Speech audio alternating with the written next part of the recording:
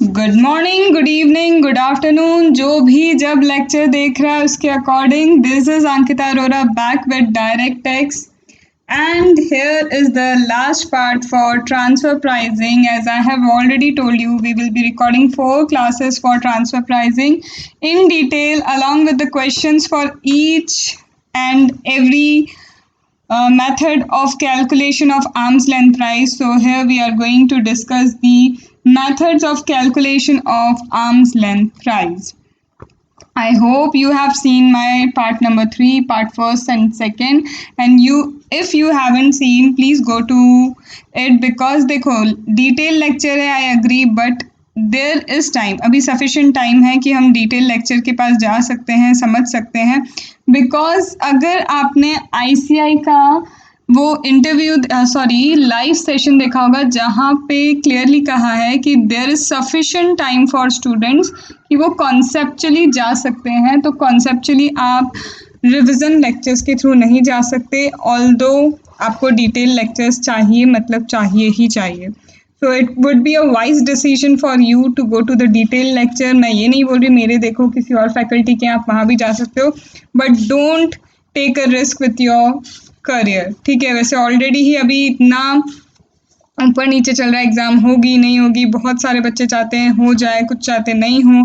What I would suggest is, मेरा सिर्फ suggestion है, इन केस आपको लग रहा है कि इट्स एक्चुअली बहुत रिस्की है, तो don't put your life at risk because your parents want, or most the thing that is more worthy for your parents is not your career, it is not your degree, but it is your life.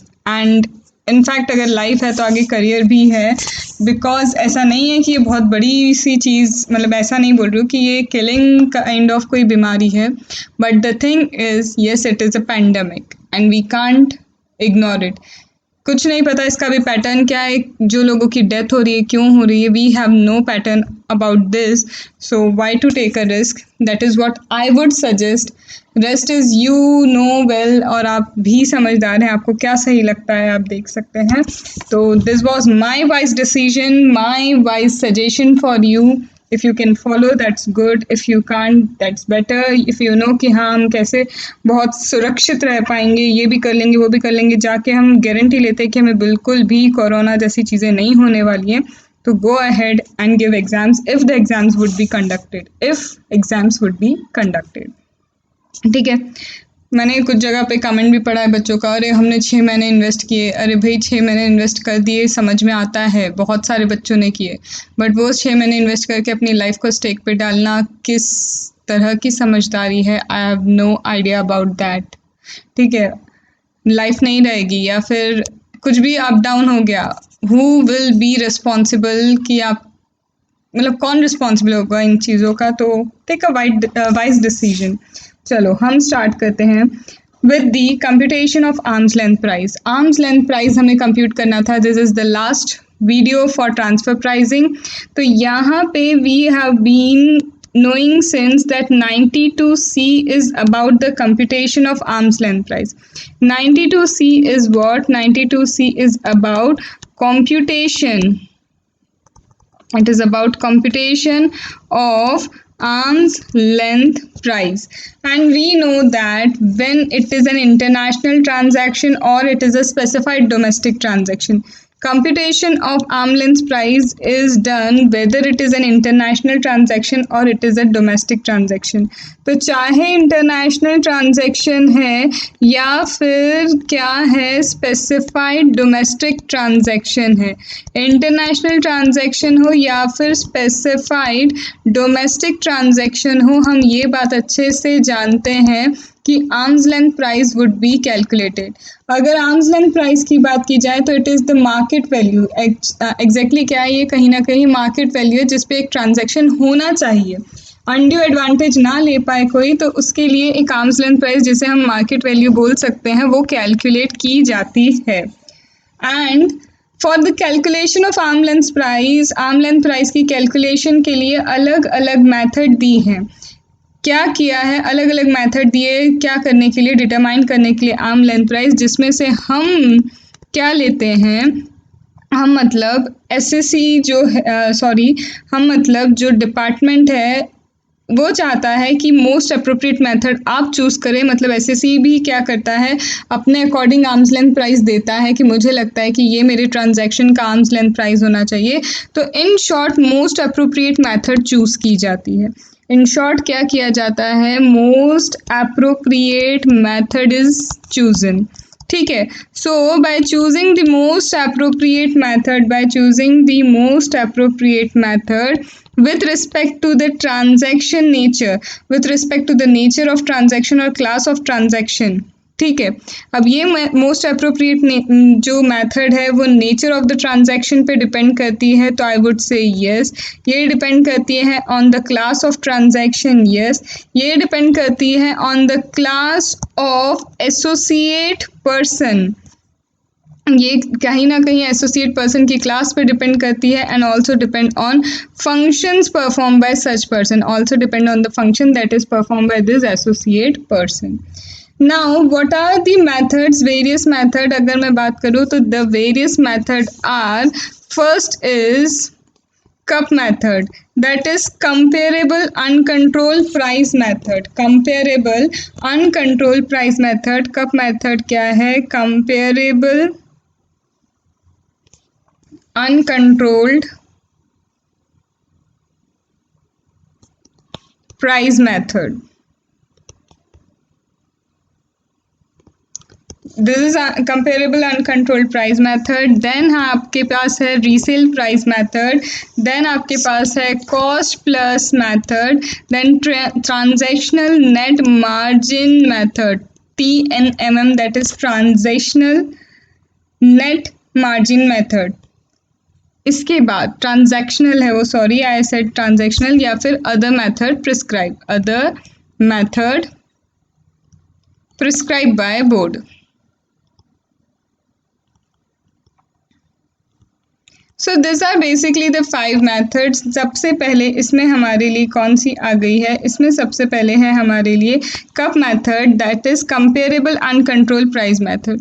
Resale method, cost plus method, TNM method है, और ये other method है। तो basically questions आपको कहाँ से आएंगे, questions आपको आएंगे इन 4 मेथड में। उसमें से भी जो ज़्यादा इम्पॉर्टेंट है वो ये 2 मेथड्स हैं जिससे क्वेश्चन बन सकते हैं, इम्पॉर्टेंट ये 2 होती हैं। So let us discuss each and every method. हम हर एक मेथड को डिस्कस करते हैं अलोंग विथ सम क्वेश्चंस। हम कुछ क्वेश्चंस लेते हैं और क्वेश्चन लेके मेथड को डिस्कस करते हैं। तो यहाँ पे आपको सबसे पहले मैं बताती हूँ कप मेथड के बारे में। So what is cup method, that is comparable uncontrol price method. ठीक है, cup comparable uncontrolled price method। For this I am directly showing you some notes that I have prepared for this। तो वहाँ से हम directly इसको समझ लेते हैं ताकि हमें ज़्यादा टाइम ना लगे, हमारा एक्सटेंड ना हो लेक्चर। तो let me show you some of the notes that I have already prepared for this. So here are the notes for you that is related to various methods for the calculation of arm's length price, and hope through this it would be easy for you to grasp the concept, and we would be trying to do various methods with the different questions। At least I am trying कि at least मैं आपके लिए 2 question ले लूँ। So let us start with the method, and the first method is, एक तो मैंने यहाँ एग्जाम्पल दिया है और एक मैं आपको लिखवा के करवाऊंगी। So it would be really helpful for you to go into the detail of the concept, and you would actually love the concept also। आ जाए बिल्कुल यहाँ पे। तो यहाँ है ये आर्म्स लेंथ प्राइस की बात। आर्म्स लेंथ प्राइस जैसा कि बोला गया है, बेसिकली आर्म्स लेंथ प्राइस क्या है, आर्म्स लेंथ प्राइस है आपकी, just a minute, arm's length price की बात करें तो आर्म्स लेंथ प्राइस क्या है, arm's length price is what the market value. Arm's length price is the market value of goods and service that we know. Now The thing is how to compute this arm length price. This is been given in 92C. This has been given in 92C, that how will you calculate arm's length price, and it would be from most appropriate method, as you know, based on the nature of the transaction, class or associated person or function. Now there is rule B, rule 10B, that gives us how to calculate the various arm length price depending on the method. And the first method is comparable uncontrolled price method. First method is what? First method is comparable uncontrolled price method. And so according to this method, control uncontrol control, यहाँ पे अब एक बात मेरी समझना, what do you mean by control, what do you mean by uncontrol.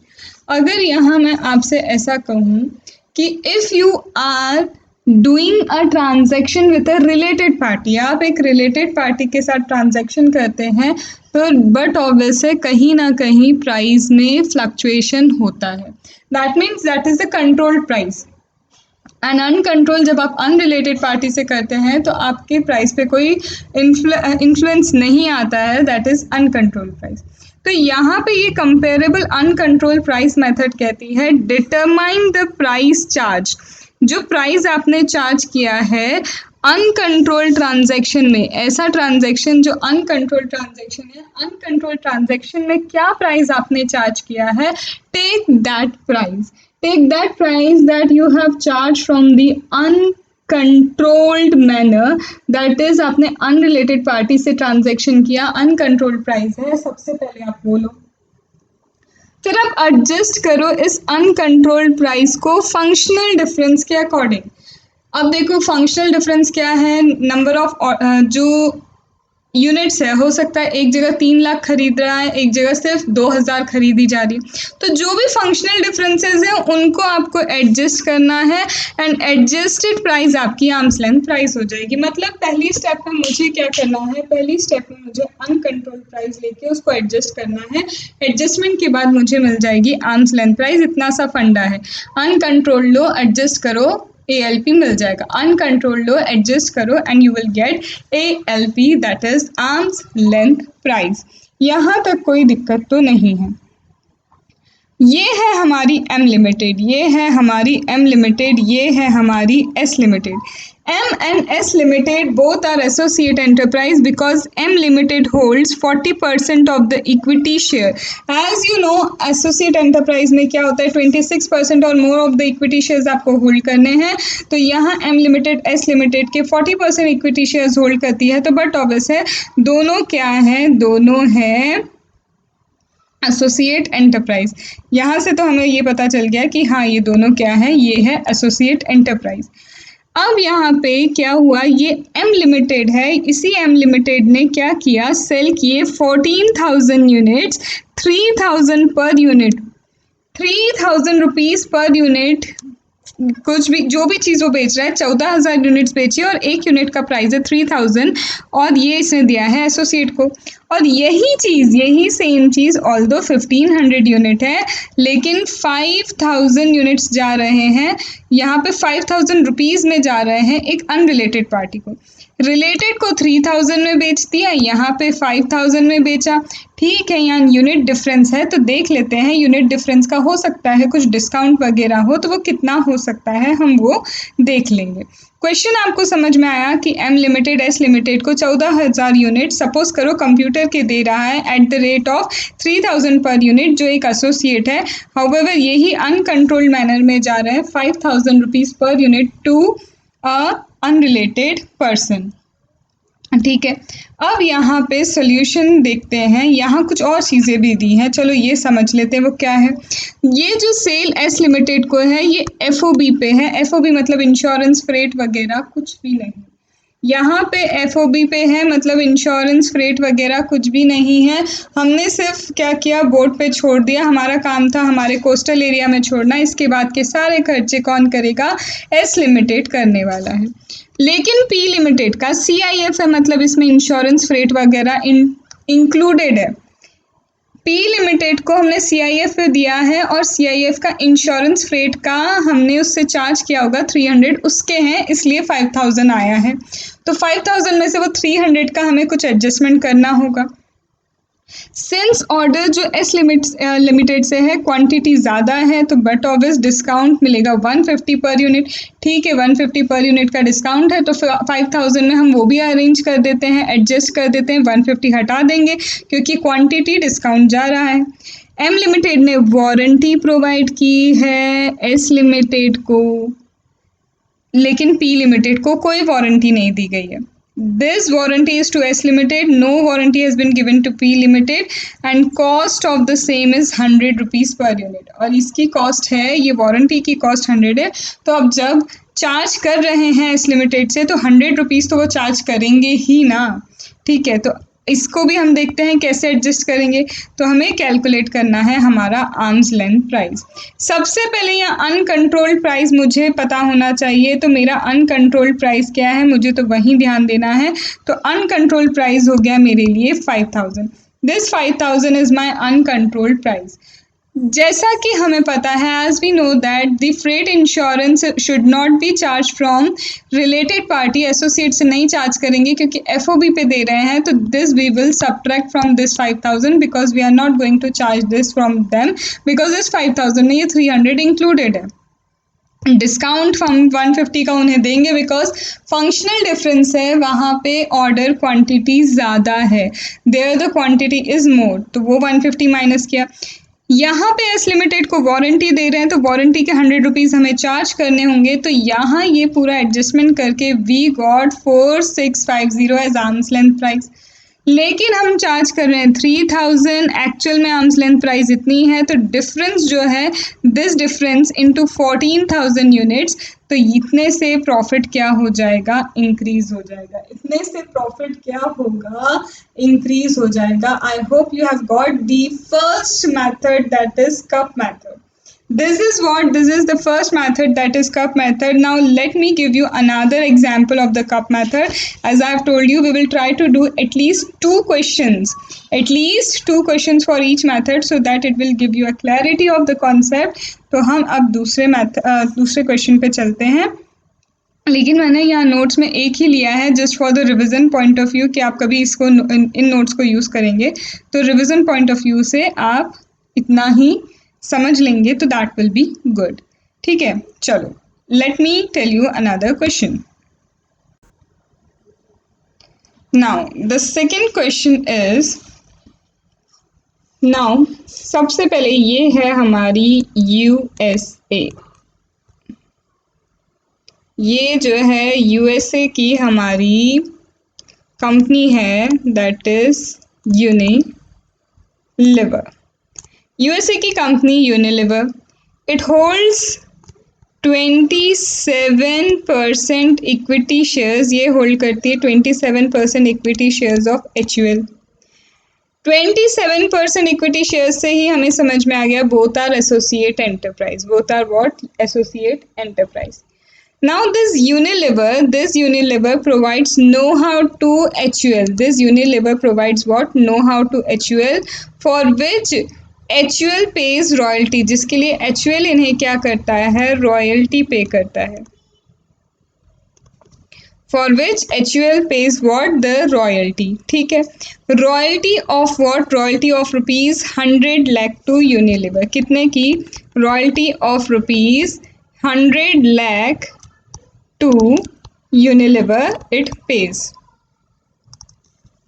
As per the DTAA, the tax rate on royalty is, DTAA के according tax rate on royalty is 10%. 10% is what the tax rate on royalty. Now Hindustan Unilever deduct TDS of 10 lakh. Hindustan Unilever जो है HUL ने 10 lakh rupees as an TDS क्या किया है, deduct किया है। TDS deduct करके कितना रिमीट किया है, 90 lakh have been remitted to Unilever. Hindustan Unilever क्या करता है, नो हाउ प्रोवाइड करता है HUL को। HUL pays for this royalty, for this as an royalty, and royalty का 10% टैक्स है, जिसमें से 10 lakh has been deducted as tax and 90 lakh is being remitted. 90 lakh क्या कर दिया, remitted कर दिया किसको, यूनिलीवर को. नाउ हिंदुस्तान यूनिलीवर, ये जो हिंदुस्तान यूनिलीवर है ये फाइल करता है क्या, ये फाइल करता है return of income of 300 lakh. It has filed return of income. Return of income कितने की फाइल की, it has filed return of income of 100 lakh. कितने की, 100 लाख के return of income it has filed. Now and after claiming, और इसमें साथ 300 लाख की, और इसमें से 100 lakh as an expenditure claim किया है ऑन रॉयल्टी. नाउ यूनिलीवर भी फाइल करता है इनकम, और यूनिलीवर ने बताया 100 लाख क्या है, उसकी रॉयल्टी है. टीडीएस 10 लाख डिडक्ट किया गया है एज पर डीटीडब्ल्यूए. ठीक है, टैक्स डीटीडब्ल्यूए के अकॉर्डिंग इतना है, 10 लाख डिडक्ट हुआ है टीडीएस के अकॉर्डिंग, तो अब उसका कोई भी टैक्स पे करने को नहीं आता. डीटीडब्ल्यूए के अकॉर्डिंग इतना डिडक्ट करना था, टीडीएस इतना डिडक्ट हो गया, तो कोई टैक्स पे करने को नहीं है. Now AO on the basis of information, AO के पास कुछ इंफॉर्मेशन अवेलेबल है, तो एओ कहते हैं कि आर्म्स लेंथ प्राइस कितना है रॉयल्टी का, 40 लाख रुपीस है. On the basis of certain information AO कहते हैं 40 लाख क्या है, आर्म्स लेंथ प्राइस है. ठीक है, तो आप इतना बताइए इसका टैक्स इम्प्लीकेशन क्या होगा. बेसिकली एक नॉर्मल क्वेश्चन है, जैसे मैं किसी कप मेथड या ऐसे कुछ अभी आपको रिलेट करके नहीं बता रही हूँ, बट ये नॉर्मल क्वेश्चन है कि एओ कहता है आर्म्स लेंथ प्राइस कितनी है, 40 लाख रुपीस है. तो अब बताओ कि टैक्स इम्प्लीकेशन क्या होगा. तो सबसे पहली चीज़, यस ये जो यूनिलीवर है, एचयूएल है, this are associate enterprise as per 92A. And Unilever is a non-resident that provides know-how to the HUL for which royalty is being paid. That means यहाँ international transaction है 92B के according. ये भी हमें पता है that according to 92B there is international transaction. Right? Now इसके बाद क्या है, यहाँ पे ये बोला कि 92 सी कहीं ना कहीं यहाँ एम्पावर्ड होता है. क्यों, क्योंकि यहाँ आर्म्स लेंथ प्राइस कैलकुलेट करने की ज़रूरत पड़ती है, and accordingly arm's length price कितना बोल रहे हैं, 40 lakh is been said as arm length price. तो अब एओ क्या करेंगे, एओ असेस करेंगे एचयूएल की इनकम. एचयूएल की इनकम असेस करेगा एओ, ठीक है, एट 360. एचयूएल की इनकम 360 असेस होगी. मैम 360 क्यों, क्योंकि 100 लाख रॉयल्टी बोल रहा था, लेकिन रॉयल्टी 40 लाख है, इसका मतलब 60 लाख का एक्सेस एक्सपेंडिचर उन्होंने बुक किया है, तो ये इनकम में ऐड हो जाएगा. तो 360 लाख क्या हो जाएगी, इनकम हो जाएगी एचयूएल की. एंड दिस 60 लाख एक्सपेंडिचर जो है ये डिसअलाउ कर देंगे. वो डिसअलाउ किया तो ऑटोमेटिकली इनकम बढ़ जाती है. ठीक है, और यहाँ फिर इन्हें क्या होगा, साथ ही साथ पेनाल्टी लगेगी. मैम किस चीज़ की penalty, penalty for under reporting. Under reporting की यहाँ पे क्या आ जाएगी, इन्हें पेनाल्टी आ जाएगी. तो there will be even penalty for under reporting. ठीक है, तो यहाँ पे this is the concept. And यहाँ पे क्या होगा, एक चीज़ और ध्यान रखना कि ऑल्दो एक चीज़ समझना, there is a proviso to 92C subsection 4. क्या है, डिडक्शन अंडर सेक्शन 10AA और under chapter 5A that is otherwise allowed to Hindustan Liver shall not increase on account of addition of 60 lakh. यहाँ पे बोला कि 40 लाख ही होगी क्या, सिर्फ इनकम. यहाँ पे एक्सपेंस 40 लाख है, तो यहाँ पे इनकम चेंज नहीं होगी, ये चीज़ याद रखना. इसके एक्सपेंस के चेंज होने से यूनिलीवर की इनकम में कोई चेंज नहीं आएगा, that you know very well. ठीक है, तो यहाँ पे Unilever can not claim that his income is 40 lakh. वो क्लेम नहीं कर सकता, उसकी इनकम तो 100 लाख ही होगी, दैट यू नो. तो ये एक टैक्स इम्प्लीकेशन हो गया.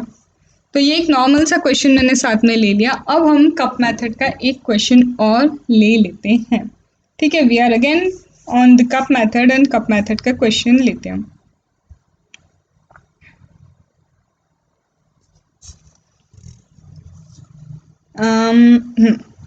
यहाँ हम लेते हैं एक्स लिमिटेड. एक्स लिमिटेड क्या करता है? X limited is of USA. X limited USA holds 30%. It holds what? 30% shares in H Limited, that is an Indian company. Okay. Now H limited क्या करता है? H लिमिटेड मैन्युफैक्चर करता है disc. ये already question आ चुका है. This is an exam question, that's why I am discussing over here. This is an exam question. Okay, तो X limited 30% shares H limited के होल्ड करता है. ये यूएसए से है, ये इंडियन कंपनी है. ठीक है, यहाँ पे एच लिमिटेड मैन्युफैक्चर करता है क्या? Compact disc. Compact disc is manufactured by H limited. ठीक है, and sells them to you. ये क्या करता है? एच लिमिटेड किसको सेल करता है? ये सेल करता है एक्स लिमिटेड को, एज वेल एज ये सेल करता है किसको? टाटा लिमिटेड को, दैट इज टी लिमिटेड हम बोल देते हैं. ठीक है, तो एक्स लिमिटेड क्या है? एक्स लिमिटेड यूएसए का 30% से अबाव शेयर है इसके एच लिमिटेड में. दोनों एसोसिएट हैं. ये कॉम्पैक्ट डिस्क मैन्युफैक्चर करता है, यहाँ सेल करता है, यहाँ पे सेल करता है. During the year this H limited supplied how much? 10,000 CDs. यहाँ पे अभी इस ईयर में इन्होंने 10,000 सीडी सप्लाई की है eight the rate of 2,000 rupees per unit. ठीक है, और यहाँ 100 सीडी प्रोवाइड की है एट द रेट ऑफ 3,000 पर यूनिट. ठीक है, now the transaction between this two, that is H and X limited, and this are comparable subject to following difference. देखा जाए कंपेयर कर सकते हैं. यहाँ आपका क्या है? प्राइस कंपेरेबल अनकंट्रोल्ड प्राइस आपको ये मिल गया. इसको आपको इसके साथ कंपेयर करना है. लेकिन यहाँ आएंगे कुछ फंक्शनल डिफरेंस. यहाँ पे क्या आएंगे? कुछ फंक्शनल डिफरेंस आएंगे. एंड वो फंक्शनल डिफरेंस क्या है? आप इजीली देखो, बहुत इजी है, वैसा कि वैसा ही है. यहाँ पे जब यूनिलीवर को दिया है तो यूनिलीवर को अगेन एफओबी बेसिस पे दिया है. यहाँ पे सीआईएफ बेसिस पे जा रहा है. दैट मीन्स यहाँ पे क्या है? फ्रेट एंड इंश्योरेंस है. यहाँ पे फ्रेट है, यहाँ पे इंश्योरेंस है, दैट इज 550 रुपीज़. देन यहाँ पे the sale to T limited is backed by free warranty. यहाँ पे 6 मंथ की फ्री वारंटी दी जाती है. वहीं यहाँ पे जब वारंटी दे रहे हैं तो वारंटी के they are charging how much? 250 rupees. ठीक है, यहाँ पे लार्ज अमाउंट है तो यहाँ पे डिस्काउंट दिया जा रहा है. डिस्काउंट 20 रुपीज़ का. However no discount has been offered here. आप बताओ क्या होगा आर्म्स लेंथ प्राइस? तो 3,000 लेंगे. 3,000 में हम डिस्काउंट माइनस करेंगे. हम किसका माइनस करेंगे? फ्रेट का माइनस करेंगे. और साथ में ऐड ऑन करेंगे. किस चीज़ को ऐड ऑन करेंगे? आप ऐड ऑन कर देंगे वारंटी, क्योंकि हम वारंटी यहाँ पे क्या कर रहे हैं? इनसे ले रहे हैं. M I right? यहाँ पे क्या है? हम वारंटी का पैसा क्या कर रहे हैं? यहाँ से ले रहे हैं. किससे ले रहे हैं? यूएसए से. यूएसए ने जो दिया है, क्यों? क्योंकि वहाँ पे वारंटी दी जा रही है. वहाँ पे वारंटी क्या है? दी जा रही है, और 250 रुपीज़ चार्ज किए जा रहे हैं. तो here we will take 250 for the warranty. Am I right? तो आप ऐड कर लो. डिफरेंस जो आएगा यहाँ पे आपका आर्म्स लेंथ प्राइस हो जाएगा. ठीक है, आगे आपको समझ में. और एक चीज़ और मैं बता दूं. अगर उल्टा क्या होता है? यहाँ पे वारंटी इसने ली और यहाँ वारंटी के चार्जेस हैं. तो ये वारंटी के चार्ज सपोज करो यहाँ होते 250 रुपीज़, कि टाटा लिमिटेड ने वारंटी ली और हम 250 ले रहे हैं, और यहाँ पे कुछ भी इसने वारंटी नहीं ली है, तो फिर ये 250 क्या होता? ऐड होने की जगह सब्ट्रैक्ट हो जाता. तो बस इतनी सी चीज़ें आपको कप मेथड में याद रखनी है. फंक्शनल डिफरेंसेस को एडजस्ट करना है, तो एडजस्ट करने के बाद जो वैल्यू आएगी उसको आप 2000 से सब्ट्रैक्ट करेंगे, और ऐड और लेस अकॉर्डिंगली आपको करना होगा unit wise. This is cup method. So this is the first method we have completed. Now we are on resale price method. Now we are on what? Resale price method. Again, a very good method, and you can expect a good question from this method. ठीक है। So basically this is a resale price method. अब ये resale price method क्यों है, क्या है, एक छोटा सा मैं आपको मीनिंग इसका बताऊं। एसोसिएट एंटरप्राइज है, एसोसिएट एंटरप्राइज से दूसरी एसोसिएट एंटरप्राइज परचेस करती है कोई प्रोडक्ट, परचेस किया कोई भी प्रोडक्ट, ठीक है। अब सपोज करो ये जो कंट्री है यहाँ पे rate of tax are higher, यहाँ जो है the rate of tax are very high. That means what, यहाँ पे ये दोनों का अरेंजमेंट कैसा होगा, ये जो प्रोडक्ट यहाँ पे ए खरीद रही है, ऑल्दो ये जनरली मिल जाना चाहिए सपोज करो 100 रुपीज़ का, बट यहाँ पे ये क्या करेंगे, इसको सपोज करो 250 में सेल करेंगे। 250 में सेल्स करने से यहाँ पे परचेस एक्सपेंसेस ज़्यादा बुक हो जाएंगे इस एसोसिएट एंटरप्राइज में, तो टैक्सेस का क्या हो जाएगा, सेविंग हो जाएगा, राइट।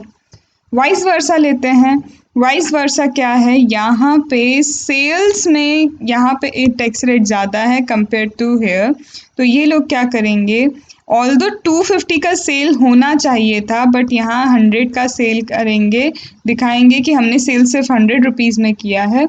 यहाँ पे एसोसिएट एंटरप्राइज फिर दूसरों को क्या करेगा, 250 अबाव मतलब 300 400 जो भी प्रॉफिट मार्जिन जोड़ के क्या कर देगा, बेच देगा। मतलब this is just an arrangement, this is what, this is an arrangement. And यहाँ पे भी एक्चुअल जेन्युइन लेवल पे आना चाहिए प्राइस। रीसेल आप कर रहे हैं तो रीसेल से ये लोग क्या करेंगे, कैलकुलेट करेंगे कि आर्म्स लेंथ प्राइस क्या होना चाहिए। On the basis of resale price they will calculate what should be the arm's length price। तो सबसे पहले रीसेल प्राइस लिया जाएगा, रीसेल प्राइस जो है वो लिया जाएगा, resale price to unrelated party. Taking the resales price to the unrelated party, इसमें से in general gross profit margin कितना होना चाहिए, नॉर्मली किसी और को भी बेचते तो इधर अगर एक एसोसिएट एंटरप्राइज दूसरे एसोसिएट एंटरप्राइज को भी सेल कर रहा है तो नॉर्मल ग्रॉस प्रॉफिट मार्जिन कितना होना चाहिए, यहाँ तो पता नहीं चलेगा, बट ये एसोसिएट एंटरप्राइज जब अनरिलेटेड पार्टी को सेल करता है तो जनरली ग्रॉस प्रॉफिट मार्जिन क्या होता है हम वो देखेंगे। अब सपोज करो इसने अभी किसी और को सेल नहीं किया है तो हम इंडस्ट्री में देख लेंगे कि जनरली इस ट्रांजैक्शन पे ग्रॉस प्रॉफिट मार्जिन कितना होता है। तो सबसे पहले gross profit margin would be deducted, gross profit margin क्या होगा, डिडक्ट होगा। अदर एक्सपेंसेस, अगर एक्सपेंसेस कुछ भी इनकर किए हैं एंटरप्राइज में in connection with the purchase of property, कुछ भी प्रॉपर्टी परचेस करने के लिए कुछ एक्सपेंसेस हैं तो वो, एंड देन फंक्शनल डिफरेंस जो है उन फंक्शनल डिफरेंसेस को क्या किया जाएगा, एडजस्ट किया जाएगा। After that you would get arm's length price, after that you would get what, you would get arm's length price. So यहाँ पे देखो, यहाँ पे क्या लिखा है, take the resale price by associate enterprise to unrelated party।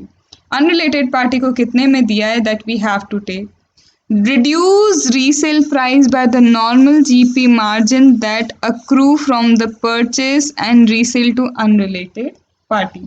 Normal margin अगर associate से लेके हम बाहर बेचते हैं तो ग्रॉस प्रॉफिट मार्जिन कितना होता है वो GP margin we have to reduce. अगर हमारे पास जीपी मार्जिन अवेलेबल नहीं है तो सिमिलर गुड्स जो इंडस्ट्री में इसी तरह सेल होते हैं तो वहाँ ग्रॉस प्रॉफिट मार्जिन क्या होता है, we have to take that. We will reduce the expenses that are incurred by purchasing enterprise। Purchasing enterprise ने कुछ भी expenses की हैं तो we will reduce that। And then we will adjust what? We will adjust the functional difference। We will adjust the functional difference and we will get the adjusted price, and that is arm length price। In fact, in the question some adjustment for gross profit margin could also be given। Suppose क्या दे सकते हैं वो आपको दे दिया, क्या दे दिया कि this come to a question and हम discuss करते हैं question related to resale price, and we will be discussing one question on that and that would be more than sufficient। It's not having much things in it। तो जहाँ ज़रूरत लगेगी ज़्यादा questions discuss करने की, but obvious I will discuss that। okay, देखो सबसे पहले हम आते हैं टी लिमिटेड है, T limited, what T Limited does,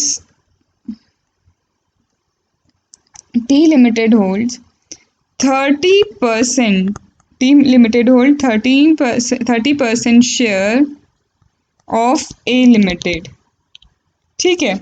Now A Limited imports 1000 towel from T Limited.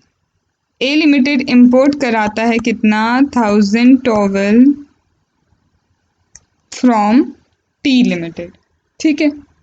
At a price of 2900 per unit, at 2900 per unit, and these are sold to, और ये जो है, ये जो 1000 यूनिट्स मंगवा रहा है, ये सोल्ड करता है वो एक, सपोज करो होटल को, लेट इट बी हयात. ठीक है, हयात को सेल करता है at the price 3000 per unit. ठीक है. Now this A limited has bought the similar product, ये ए लिमिटेड ने सिमिलर प्रोडक्ट खरीदा है from another, that is you limited से. अब ये ए लिमिटेड ने यू लिमिटेड से भी खरीदा है प्रोडक्ट. ठीक है, और इसे सेल किया किसे, इसे सेल किया है, दूसरा हम ले लेते हैं सयाजी, सयाजी होटल को दिया है इसने. एंड कितने में दिया है, at gross profit 12% on sale, at 12% sale gross profit है. ठीक है. Now T limited offers a discount of 10, T limited 10 rupees का डिस्काउंट देता है. however U Limited does not offer quantity discount. A Limited incur freight of 10 and custom of 25 in purchase made from T Limited. A Limited के expenses क्या हैं, A Limited का expense is 10 rupees for freight as well as 25 for custom that he purchases from T Limited. तो यहाँ हमें क्या बताना है, आर्म्स लेंथ प्राइस बताना. ठीक है, we have to calculate the arm's length price. First of all we will need what, इसमें हमें पता है कि what we need is resale price. तो resale price is 3000 rupees. From this resale price हमें ये जानना है कि यहाँ से कितने में पड़ना चाहिए था, कितने में प्रोडक्ट होना चाहिए था. तो we will subtract 12% GP margin that is on sales. तो कितना होता है 12%, दैट कम्स टू बी 3000 का 12% आप करेंगे, दैट कम्स टू बी 360. अब इसमें से इन्हें क्या है, इसमें से ये क्या करेंगे, एक्सपेंसेस अपने सब्ट्रैक्ट करेंगे. क्यों सब्ट्रैक्ट करेंगे, क्योंकि वो एक्सपेंस इन्हें करने पड़े हैं. तो एग्जैक्टली यहाँ से कितने में ये प्रोडक्ट मिल जाना चाहिए था, तो 35 का टोटल एक्सपेंस हो जाता है. इनफैक्ट अगर फंक्शनल डिफरेंस है तो डिस्काउंट आया है, तो डिस्काउंट ठीक है, तो डिस्काउंट तो अच्छी बात है, हम वो भी सब्ट्रैक्ट करेंगे. तो this would be subtracted. Now we get what, 2595 होना चाहिए था प्राइस, जबकि यहाँ दिखा रहे हैं 2900. तो ये गलत है. यहाँ पे इंक्रीज ऑफ इनकम होगा, कितने से होगा, 2900 माइनस 2595, और जो डिफरेंस आता है मल्टीप्लाइड बाय 1000 टॉवल्स, इतने से इनकम इंक्रीज हो जाएगी. The income will increase from this much level, इतने लेवल से इनकम क्या होगी, इंक्रीज हो जाएगी. So are you getting the point, this is about resale price. Resale price लो, हमें यहाँ पे टारगेट करना है कि कॉस्टिंग कितनी पड़नी चाहिए थी, कॉस्टिंग कितनी पड़नी चाहिए थी.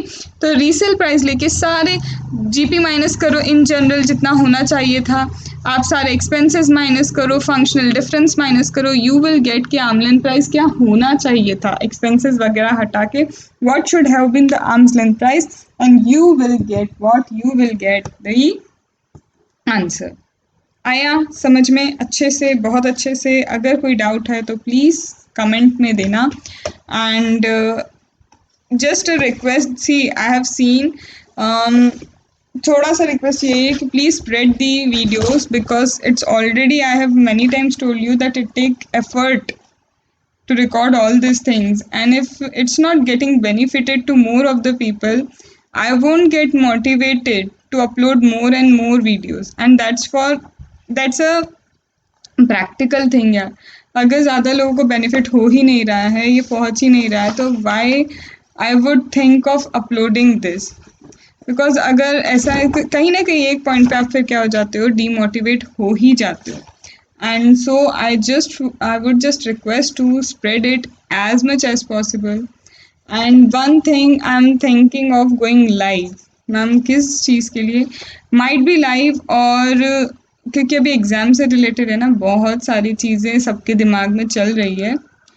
It's like some people are, it's constantly social media है, ट्विटर है, सब पे एक ही चीज़ है, एग्ज़ाम होनी चाहिए, नहीं होनी चाहिए, क्या होना चाहिए, क्या नहीं.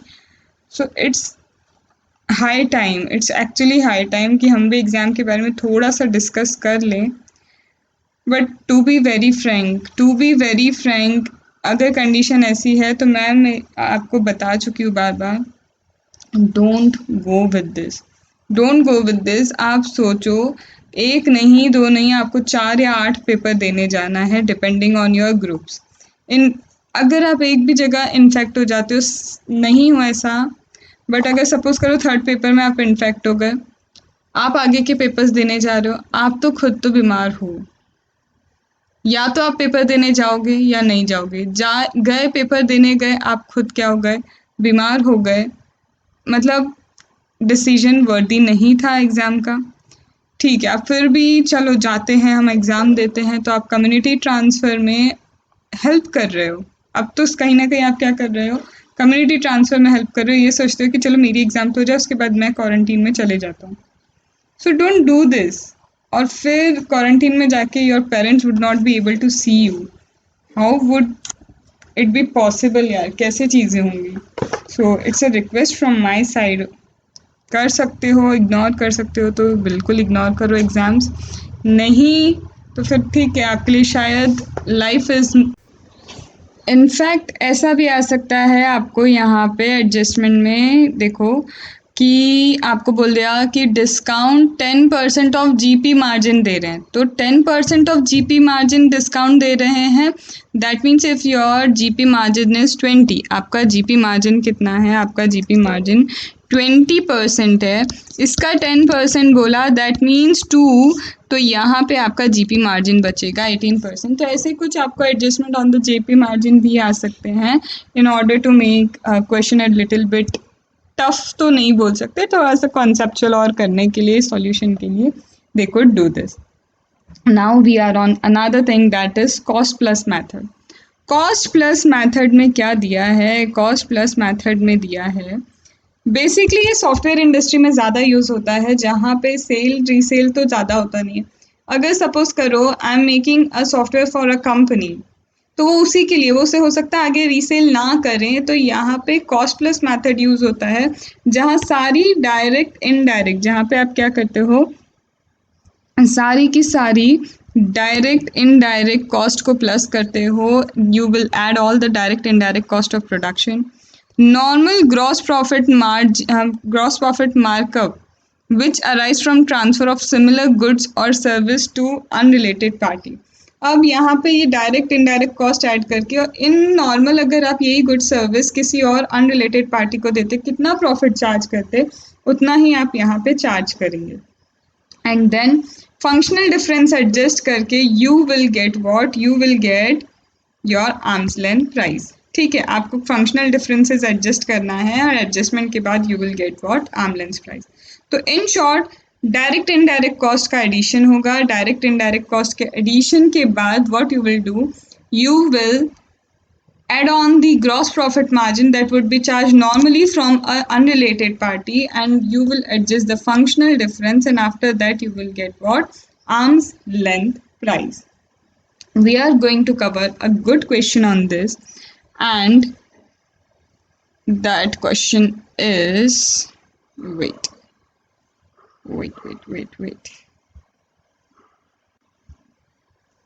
Okay, so let us cover up a good question on this.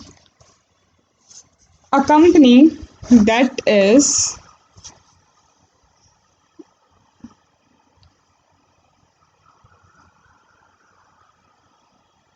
The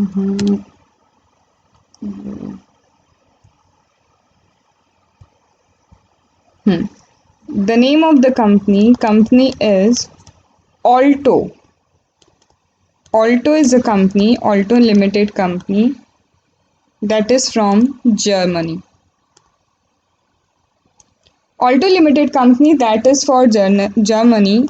It holds 35% shares in Beta Limited, and Beta Limited is but obviously in India. ठीक है? Okay. Now Beta develops software and does both on-site off-site consultancy service of various customer. यहाँ software बनता है, on side of side दोनों जगह पे क्या किया जाता है, कंसल्टेंसी की सर्विसेज दी जाती है. Now this beta limited during the year build Alto limited for 100 man hours eight the rate of 2000 per man our. अब यहाँ पे बिलिंग हुई, बिल कितना गया, बिल गया 100 मैन आवर्स का, 100 मैन आवर्स का bill at the rate of 2000 per man hour, at the rate of 2000 per man hour. Okay, the total cost that is direct and indirect for executing the work, the total cost for execution of the work was 1,75,000, right? However, this Beta Limited does what? This Beta Limited, when it bills C Limited, India, दूसरी company है सी limited है, सी limited को जब ये billing करते हैं तो C limited की बिलिंग में it is the billing at 3000 per man our. यहाँ बिलिंग होती है 3000 रुपीज़ पर मैन आवर, राइट? ओके, अब यहाँ पे अर्न करते हैं वो gross profit on its cost, earns gross profit. यहाँ जो ग्रॉस प्रॉफिट वो अर्न करते हैं that is 50% on cost, right? यहाँ तक तो क्वेश्चन समझ में आ रहा होगा. Now the transaction of Beta and Alto and C limited are comparable subject to following difference. ये दोनों ऑल्टो एंड बीटा का जो कंपैरिजन है एंड यहाँ ये जो कंपैरिजन है, there are certain functional differences. There are certain functional differences, और वो फंक्शनल डिफरेंसेस क्या हैं? सबसे पहले first, while Beta Limited derives technology support from Alto, there is no such support from C Limited. यहाँ पे क्या हुआ, बीटा लिमिटेड को टेक्नोलॉजी सपोर्ट मिलता है. Beta get what? Technology support, and this technology support is from Alto limited. ठीक है, this technology support is from where? It is from Alto limited. ठीक है, अब इसके बाद the value of technology support received by Alto may be put at 20% normal gross profit. और ये जो टेक्नोलॉजी सपोर्ट बीटा को मिल रहा है फ्रॉम ऑल्टो, तो इस पे जीपी मार्जिन क्या है? इस पे जो जीपी मार्जिन है that is 20% of normal gross profit. That is what? 20% of normal gross profit. ठीक है, इसके बाद second, as Alto limited gives business in large volume, Beta limited offers discount. यहाँ पे Beta limited 10% on normal gross profit क्या देता है? Discount देता है to Alto because of quantity. ठीक है, as Alto gives business in large volume, Beta limited क्या करता है? डिस्काउंट देता है. ठीक है, in case of rendering service to Alto limited, अगर क्या है सर्विस रेंडर करनी है ऑल्टो लिमिटेड को। In case of rendering service to Alto limited, Beta neither run any risk nor incur any marketing cost. On other hand, in case of service to C Limited, Beta has to assume all the risk and cost. मतलब यहाँ पे जब Alto limited के लिए काम कर रहा है, बीटा को कोई रिस्क वगैरह लेने की ज़रूरत नहीं है। It's not bearing any risk, it's not bearing marketing cost. However जब सी लिमिटेड को दे रहे हैं तो मार्केटिंग कॉस्ट भी लग रही है, रिस्क फैक्टर भी आ रहा है। And this is estimated to be risk factor, यहाँ पे एस्टिमेट किया जा रहा है 10% of normal gross profit. 10% of what? Normal gross profit. Beta limited offer 1 month credit to Alto. अब ये बीटा लिमिटेड ऑल्टो को 1 month क्या देता है? क्रेडिट भी प्रोवाइड करता है। The cost of providing the credit is 3% of GP. आप देख रहे हो सारा खेल क्या है? जीपी के एडजस्टमेंट का। सारा खेल यहाँ पे क्या चल रहा है? ग्रॉस प्रॉफिट मार्जिन के एडजस्टमेंट का है। That's why I have taken this question, ताकि आप रीसेल प्राइस मेथड और यहाँ पे कंबाइंड वे में समझ पाओ कि जीपी के एडजस्टमेंट कैसे आ सकते हैं। ठीक है, तो बीटा लिमिटेड यहाँ 1 month क्रेडिट देता है। क्रेडिट का कितना है? 3% of gross profit. No such credit was given to C limited. No such credit was given to C limited. This is the question and I hope you have gone through it. समझ में आया? Company Alto limited है, company Beta limited है। Beta limited software बना के देती है, billing दे दिया है, इतने का बिलिंग किया है, इतना चार्ज किया है मैन आवर्स का। वहीं सी लिमिटेड के लिए इतना चार्ज होता है, ग्रॉस प्रॉफिट मार्जिन इतना होता है। फंक्शनल डिफरेंसेस ये रहे दोनों के, और हमें क्या बोला है? Again we have to determine the arm's length price. हमें क्या करना है? हमें आर्म्स लेंथ प्राइस डिटरमाइन करना है। So let us calculate the arm's length price. सबसे पहले क्या लेंगे हम यहाँ पे भी आर्म्स लेंथ प्राइस के लिए, कि हमें सबसे पहले क्या लेना है कि अनकंट्रोल्ड प्राइस देना है जो अनरिलेटेड पार्टी को चार्ज किया गया था। तो that was what? That was 3000।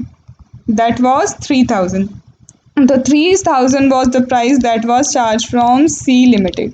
यहाँ देखा जाना चाहिए कि यहाँ एक्चुअल में सेल्स कितना होना चाहिए था। तो पहले यहाँ जीपी मार्जिन तो माइनस करो। तो हमने जीपी मार्जिन 50% यहाँ पे क्या करना है? ग्रॉस प्रॉफिट मार्जिन को हटाना है, राइट? अब यहाँ पे देखो, एक चीज समझो, बहुत ध्यान से समझो। 3000 हमने क्या लिया? वी हैव टेकन 3000 जो सी लिमिटेड से चार्ज किया। यहाँ पे 50% आपका आता है gross profit markup. C limited से 50% का आप मार्कअप लेते हैं।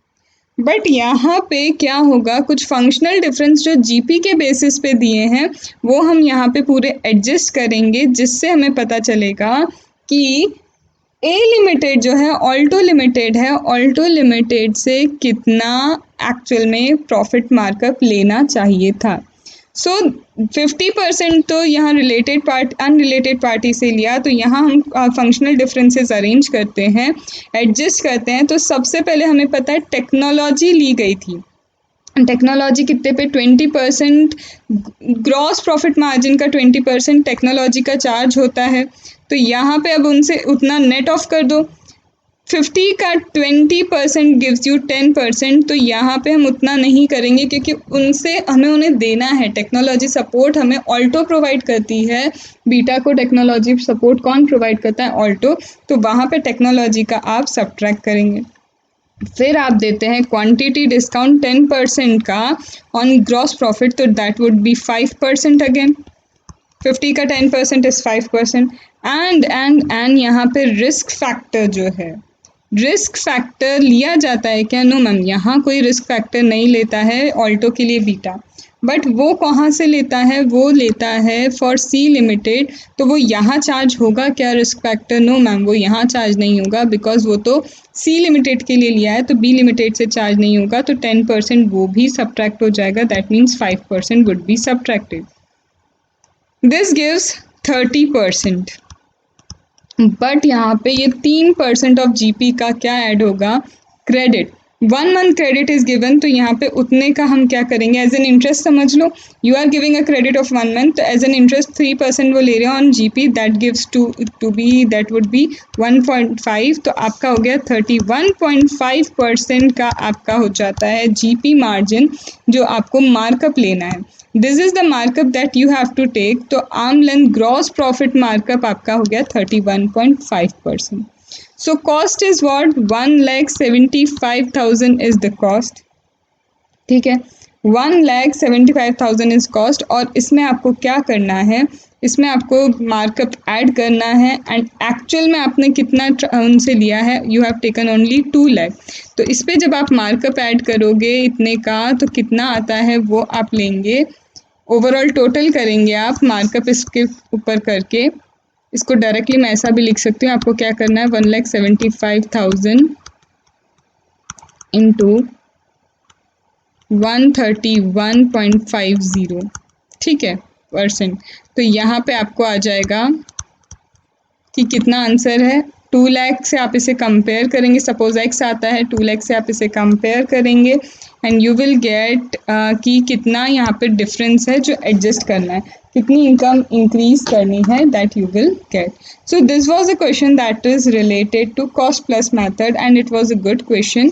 जस्ट आपको यहाँ पे जीपी में एडजस्टमेंट करना है, यहाँ पे क्या करना है, जीपी में एडजस्टमेंट करना है। तो this is your cost plus method. This is your cost plus method. So now I hope the concept is clear regarding the cost plus method, that you have to take all the cost लेके आपको gross profit margin कितना होना चाहिए वो add करना है, and you will get arm's length price. You will get the arm's length price, आप increase decrease accordingly फिर कर सकते हो। Now moving towards another one, that is profit split method. Another one, that is what, profit split method, and believe me it's the last one, because transactional net margin method practically सबसे ज़्यादा use होती है, but exam में it is. So now we are on another concept. यहाँ पे हमने अभी तक क्या सीखा, we have learn till now that arm's length price जो है, arm's length price could be calculated with the help of different methods like CUP method, resale price method, और we can say profit split method, ठीक है, transactional net margin method, ऐसे various methods have been given. By using that method you can calculate arm's length price, right? अब यहाँ पे देखो क्या होगा, many times it would be possible, and देखा जाए तो ये always ही possible होगा with some exceptions, कुछ exceptions होंगे, कि arm's length price आप क्या सोच रहे हो, एक ही निकल जाएगी। ये देखो, ये है हमारी A limited, I am talking about A limited. मैं A लिमिटेड की अगर बात करती हूँ, तो ये जो A लिमिटेड है, इसने क्या किया, अपनी एसोसिएट एंटरप्राइज को क्या किया, कोई प्रोडक्ट दिया, that is associate enterprises B limited, am I right? Associate enterprise कौन है, B limited. Do you think कि सिर्फ एक ही अनरिलेटेड पार्टी को A क्या करेगा, सेल करेगा ये product? No, it could be an number of enterprise. यहाँ पे अनरिलेटेड जो एंटरप्राइज हो सकती हैं वो 1 नहीं, 2 नहीं, 3 नहीं, 4 नहीं, 5 नहीं, 10, 15, 20 कितनी भी हो सकती हैं, ठीक है। तो दैट मीन्स व्हाट, इस अनरिलेटेड एंटरप्राइज को सपोज करो 2000 में ये प्रोडक्ट दिया, इसको 2200 में दिया, डिपेंडिंग ऑन इसको इतने में दिया, इसको इतने में दिया, तो इट कुड बी पॉसिबल, ये बट ऑब्वियस पॉसिबल है क्या, कि depending on the unrelated party आपके आर्म्स लेंथ प्राइस भी अलग आ सकते हैं, more than 1 arm length price is possible.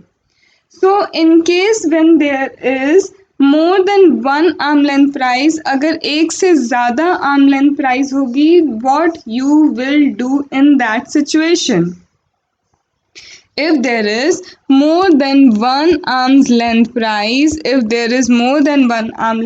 suppose करो आपकी arm length price एक से ज़्यादा आ रही है, and ऐसे situation में you would agree that arm's length price would be more than 1. So in that situation, what you will do, in that situation, you will take average. You will take average of arm's length price. Arm length price का आप क्या लेंगे? Average लेंगे. Now average कब तक चलेगा? Average चलेगा अगर आपकी आर्म्स लेंथ प्राइस जो है 5 या 5 से कम है. You got 5 different arm length price और less than 5 arm length price. 5 अलग अलग आर्म लेंथ प्राइस निकल जाए या 5 से कम आर्म लेंथ प्राइस निकल जाए, इन that situation you would do the average of the arm length price. Example ले लेते हैं. सपोज मेरी फर्स्ट आर्म लेंथ प्राइस निकलती है 140, सेकेंड निकलती है 146, थर्ड निकलती है 152, फोर्थ है लेट्स से 180 एंड मैं एक और ले लेती हूँ 144. ये मेरी आर्म्स लेंथ प्राइस है. तो मुझे क्या करना होगा? 140 plus 146 plus 152 plus 180 plus 144 divide by 5. ये मेरी क्या है? इससे निकल जाएगी आर्म्स लेंथ प्राइस.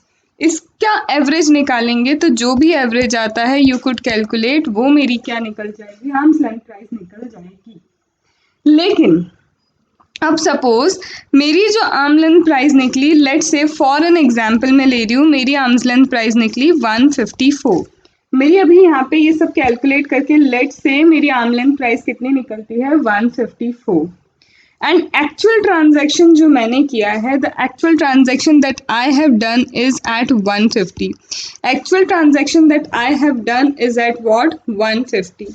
तो यहाँ पे आर्म लेंथ प्राइस 154 है लेकिन एक्चुअल ट्रांजैक्शन 150 पे हुआ. तो here the act has given a tolerance band. Here the act has given a tolerance band and tolerance band is of 3%. That means 154 जो actual arm length price निकली है और जो ट्रांजैक्शन एक्चुअल में हुआ है, इन दोनों का डिफरेंस अगर 3% से कम है, if the difference is less then 3%, अगर डिफरेंस क्या है? लेस देन 3% है, तो कोई बात नहीं, एक्चुअल ट्रांजैक्शन प्राइस ही आपकी आर्म्स लेंथ प्राइस कंसिडर करेंगे. If the difference is less than 10%, अगर डिफरेंस 3% से कम है, तो actual transaction price would be considered as arm length price. However अगर डिफरेंस 3% से ज़्यादा है तो average would be considered your arm length price. ये जो एवरेज निकला है, this would be considered as your arm length price. Difference कैसे कैलकुलेट कर सकते हो? 154 माइनस 150 डिवाइड बाय 150. तो ये परसेंटेज कितना निकलेगा? ये परसेंटेज आप कैलकुलेट करेंगे. If this percent is less than 3%, then this will be your arm length price, and if it is more than 3%, then your average arm length price would be the arm length price. Your average would be the arm length price. ये कब होगा? 3% का tolerance band is given. This 3% tolerance band is given in case of sales purchase. Sale purchase वगैरह आप कर रहे हैं, trading कर रहे हैं, तब है. लेकिन अगर यही होलसेल में हो रहा है, ये ट्रांजैक्शन आपके होलसेल ट्रांजैक्शन है, तो इन case of wholesale transaction this tolerance band will be 1%. In case of wholesale transaction, the tolerance band will be 1%. Tolerance band कितना हो जाएगा? 1% हो जाएगा. ठीक है. Now you would say ma'am how to identify ये wholesale हम कैसे समझेंगे? तो आपको wholesale कैसे समझना है? तो wholesale is what? Suppose your purchase consideration for a finished goods. आप जो फिनिश गुड्स खरीद रहे हैं, फिनिश गुड्स का जो परचेज कंसिडरेशन है, if it is more than और equal to 80% of total cost that pertains to trading activity. Trading activity में जितना आपको कॉस्ट लग रहा है, उसका 80% आप क्या करते हैं? फिनिश गुड्स को परचेस करने में लगाते हैं. तो टोटल कॉस्ट का 80% लेस equal to 80% और more than 80% is the purchase consideration of the finished goods. तो वो होलसेल एक्टिविटी हो जाएगी. या फिर जो मंथली आपका जो मंथली क्लोजिंग इन्वेंट्री है, average of monthly closing inventory जो है आपका, जो मंथली क्लोजिंग इन्वेंट्री निकलता है, monthly closing inventory your monthly closing inventory is less than 10% or equal to 10% of sale of such trading activity. Ma'am ये क्या लिखा है? आपका जो सेल्स है, सेल्स आपका 10 लाख का हुआ है, तो 10 लाख में से आपका सिर्फ 10% या 10% से कम as an average closing inventory बचना चाहिए। मंथली क्लोजिंग इन्वेंट्री आपका 10% से कम या फिर 10% तक रह सकता है and 10% of what sales. So this activity would be considered as wholesale, और अगर होलसेल है तो 1% tolerance band you have to see. So this is what, when you have arm's length price up to 5 arm length price है, तब ये concept हमारा applicable होगा। कब ये कॉन्सेप्ट एप्लीकेबल होगा?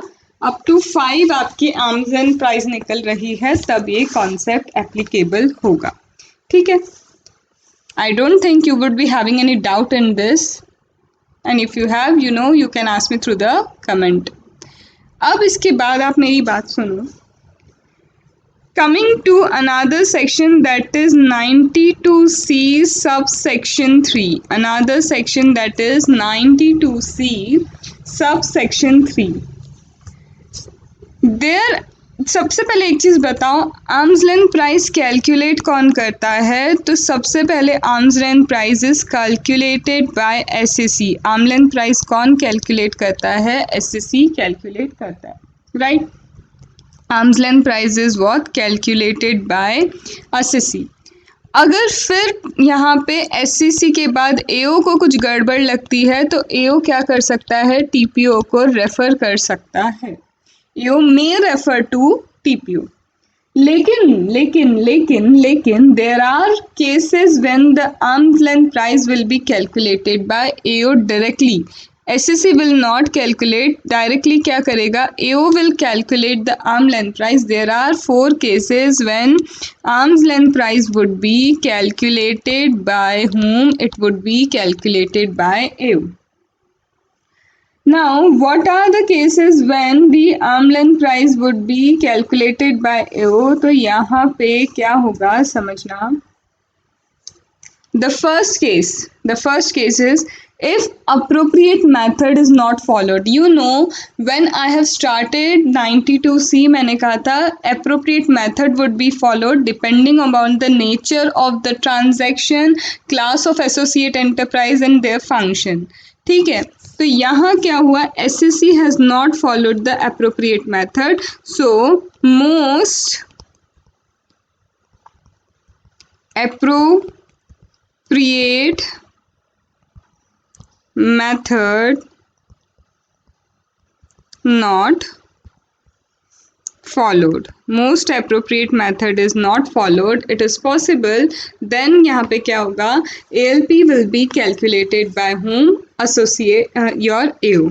ठीक है, सेकेंड क्या हुआ? चलो SSC ने कैलकुलेट तो की, मोस्ट एप्रोप्रिएट मेथड तो लिया, SSC followed most appropriate method. However, the data or information that is used by the SSC is not reliable or it is not correct.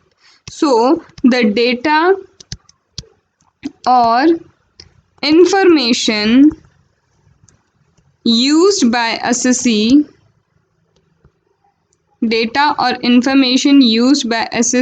is not reliable और incorrect. ठीक है, या फिर क्या होता है कि the SSC is required to furnish the TP report, and if the SSC does not furnish the TP report or any other document or information, then also AO calculates the arm length price. Then third number is if TP report not furnished by AO. If the TP report is not furnished by if the TP report is not furnished by SSC or the document info not furnished by assessee, ठीक है, या फिर proper documents that is required to be maintain under 92D, जो proper document 92D में maintain होने चाहिए थे तो वो प्रॉपर डॉक्यूमेंट मेंटेन नहीं हो रहे हैं, तो the fourth reason could be proper document not maintain.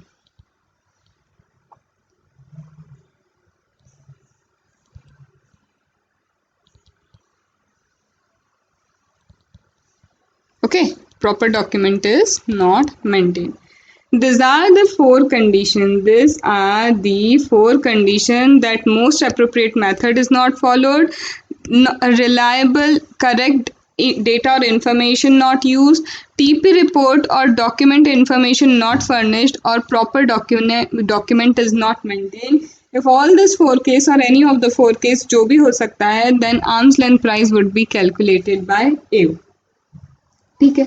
Now what happen, यहाँ पे एक और चीज आगे इसी की कंटिन्यूटी में हम समझते हैं. If the arm length price is calculated by AO, AO ने आपकी आर्म लेंथ प्राइस कैलकुलेट की, right. If AO a certain arm's length price, हमारे एओ ने हमारी आर्म लेंथ प्राइस असर्टेन की, हमने रिटर्न ऑफ इनकम भरा था, that means return of income when filed by SSC, SSC shown that his income is near about 200 crore. He says that my income is 200 crore, that means gross total income would be 200 crore, right. ठीक है, यहाँ पे in case if he has taken ATIA का deduction ले लिया, ATIB ले लेते हैं, ATIB का 30% deduction he has taken, that comes to be 60 crore. 60 crore, तो इसकी नेट टोटल इनकम कितनी हो गई, net total income would be 140 crore. ऐसा हमने रिटर्न ऑफ इनकम में बताया कि हमारी ग्रॉस टोटल इनकम इतनी है, उसमें डिडक्शन इतना है, नेट टोटल इनकम इतनी है. However, when AO calculated our income, when AO calculated the arm's length price, जब AO आए, AO ने arm's length price calculate की and AO said that your income is 300 crore, उनके अकॉर्डिंग 300 करोड़ हमारी ग्रॉस टोटल इनकम हो गई. तो यहाँ पे अब हमारा क्या हो जाएगा, जो डिडक्शन हमने लिया है, डिडक्शन हो जाएगा 300 का 30%, दैट इज 90 करोड़. और अब हमारी नेट टोटल इनकम कितनी हो जाएगी, हमारी नेट टोटल इनकम हो जाएगी 210 करोड़. ऐसा होगा, ऐसा होगा. क्या ये सही है, क्या ये सही है? So the answer is no. Although आपकी इनकम इंक्रीज हुई, although income increase हुई because the arm length price have been calculated by AO, however the deduction with respect to that income would not increase, it would still be 60 crore, it would still be 60 crore. That means as a result of increase or decrease in income of an SSC, the benefit of deduction would not increase, benefit of deduction would not increase. अगर क्या होता है, ALP calculate होने से income increase होती है तो benefit of deduction नहीं बदलेगा, there will be no change in the benefit of deduction. Deduction was 60 crore, deduction would be 60 crore, कोई चेंज नहीं आएगा. पहली चीज. दूसरी चीज ये, एक और एग्जाम्पल है सेकेंड नंबर का. दिस इज एक्स लिमिटेड, ये एक्स लिमिटेड है. एक्स लिमिटेड क्या करती है, एक्स लिमिटेड वाई लिमिटेड से टेक्निकल सर्विसेज लेती है. एक्स लिमिटेड वाई लिमिटेड से क्या करती है, टेक्निकल सर्विसेज लेती है and pays to Y limited near about let's say 300 crore. इसके लिए 300 करोड़ पे करती है, ठीक है. 10% यहाँ पे क्या होता है, जो पेमेंट होता है उसका 10% डिडक्शन होता है, TDS डिडक्ट होता है, ठीक है. नाउ एक्स लिमिटेड के अकाउंट में क्या हो गया, डेबिट हो गया एक्सपेंस कितने से, 300 करोड़ से एक्सपेंस डेबिट हो गया for technical service taken from Y limited. Now AO, AO what AO has calculated the arm length price. AO ने क्या किया, आर्म लेंथ प्राइस कैलकुलेट की। AO calculated arm length price of X limited, किसकी, X limited की arm's length price AO ने calculate की। And एओ कहता है योर फीस जो आप वाई लिमिटेड को दे रहे हैं it should be 200 crore, it should not be 300 crore. यहाँ पे इसका मतलब एक्सपेंडिचर यहाँ पे क्या बोला है कि 200 करोड़ होगा, it would not be 300 crore. तो यहाँ पे just because of there is a change due to calculation of arm's length price in one associate enterprise, एक एसोसिएट एंटरप्राइज के आर्म्स लेंथ प्राइस में कैलकुलेशन के कारण कुछ चेंज हुआ है, तो that would not affect the return of income of other associate enterprise.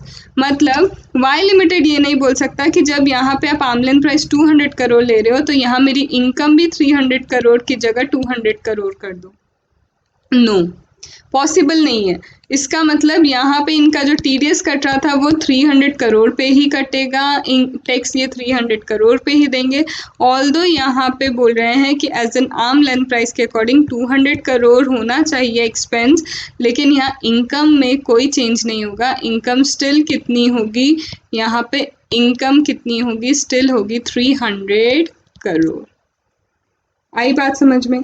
That means income of other associate enterprise will not be recomputed, दूसरी एसोसिएट एंटरप्राइज की इनकम का रिकम्प्यूटेशन नहीं होगा। ठीक है, so this is about what, this is about arms length price. ये सारी चीजें क्या है, it's all about arm length price. Now moving to next concept, the next concept is what, as I have told you that if arm's length price is 5 up to 5 arm length price है तो आप क्या कर सकते हो, mean calculate कर सकते हो। if arm length price is what, up to 5, what you can do, you can calculate mean, right? लेकिन अगर arm length price 5 से ज़्यादा है, if arm length price is more than 5, तब क्या होगा? तो इन दैट केस यहाँ पे आपका फॉलो होगा range concept. In that case अब क्या होगा, रेंज कॉन्सेप्ट फॉलो करेंगे। Arm length price more than 5, then apply range concept.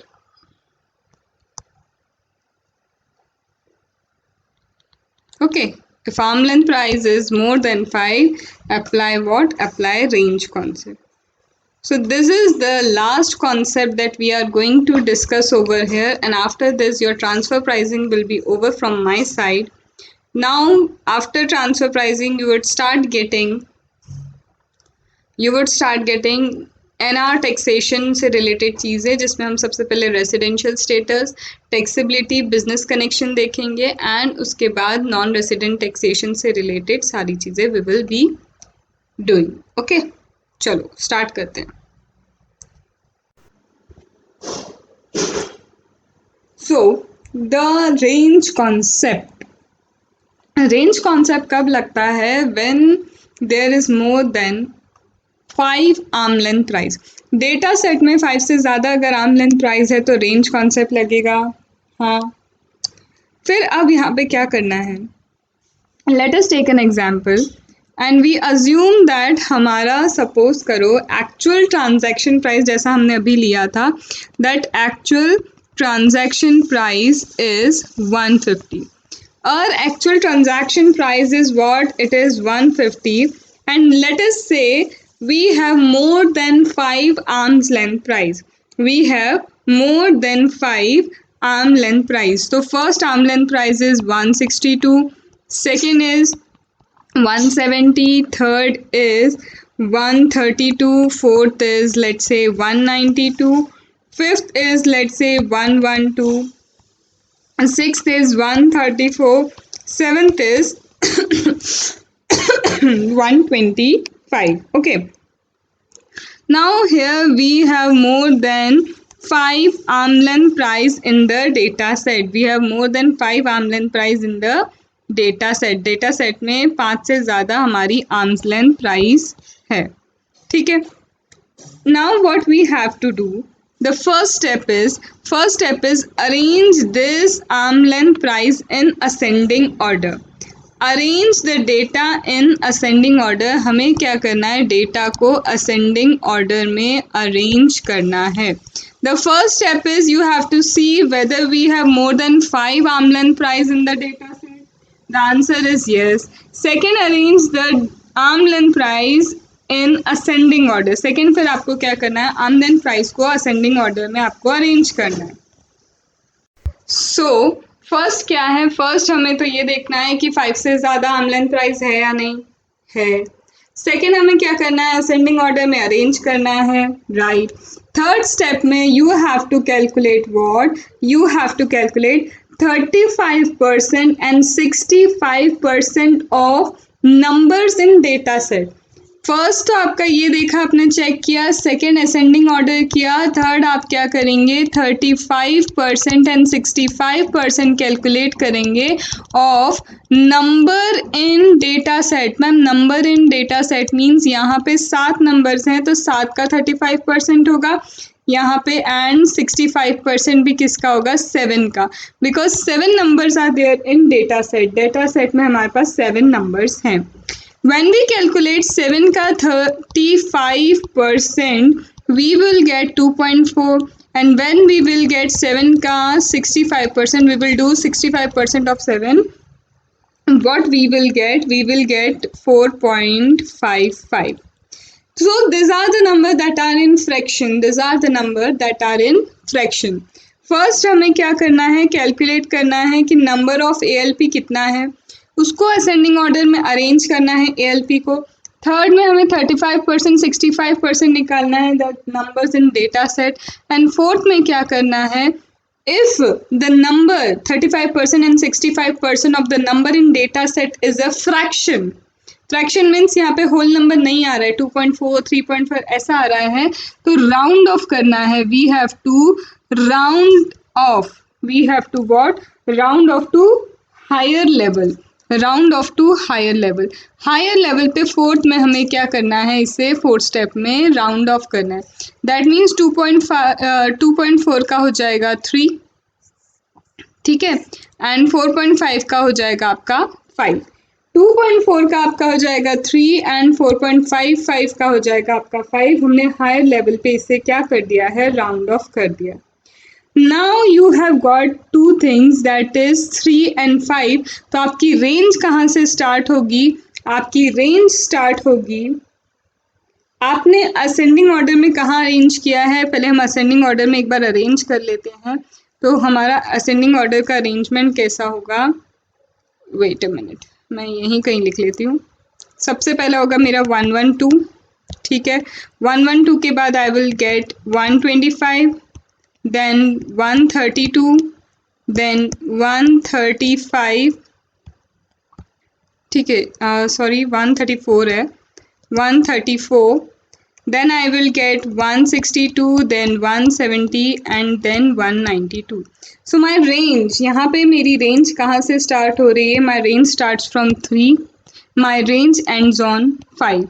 My range starts from 3, my range ends on 5. इसका मतलब अगर मेरा ट्रांजैक्शन 150 है, that is between this range, अगर मेरा इस रेंज के बीच में ट्रांजैक्शन आता है तो यही आर्म्स लेंथ प्राइस मान ली जाएगी।